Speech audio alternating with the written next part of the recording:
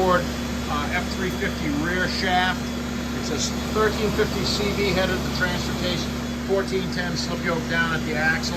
My customer David's F350. It had driven into a vibration problem, and he decided he needed to do something about it. He did remove one U-joint, and I commend him for he thought better of it and brought it over here. And that's huge, because this was an original shaft. It had not been messed with, and it's a lot easier to do these before they get hit with hammers and attacked with ball joint presses. Some of you will be, oh, nah, yeah, it doesn't matter, you can just do whatever. Well, it really matters. It does, especially on these things.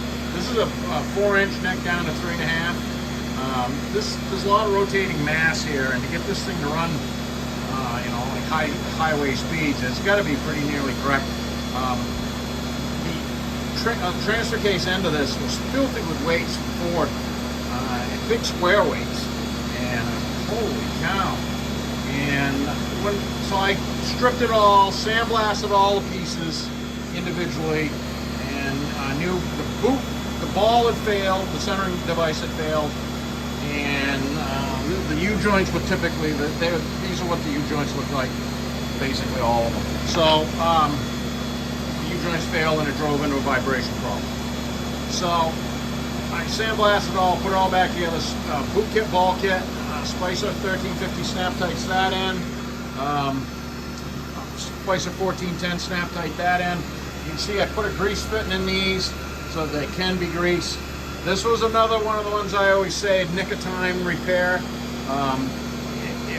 It got addressed before it did significant damage and ruined the whole thing. The slip yoke still had a little bit of lubrication in it, but it was very sparse. So it's got enough red grease in it for the rest of its lifetime, and it's got a grease fitting on it now, so it can have a socket, a shot of grease once in a while. That's running 2,500 RPM right there. Zero at the transfer case, dead flat zero. Zero at the rear axle. And I'll say that this is drive shaft geek stuff. This is almost perfect couple and balance. So one end is rising as the other end is falling, so it's rocking horse action. And I said it was filthy with weights from Ford. I could see why they'd have trouble with this in a production situation, because the weight package that was on this, I probably got about half the amount of weight, but the weight that's there had to be specifically where it was, the correct amount that it was, and it was very, very touchy. It needed to be 100% right, or it was either perfect or it was horrible. And so I've got it tuned up now, and so she's going to be good to go.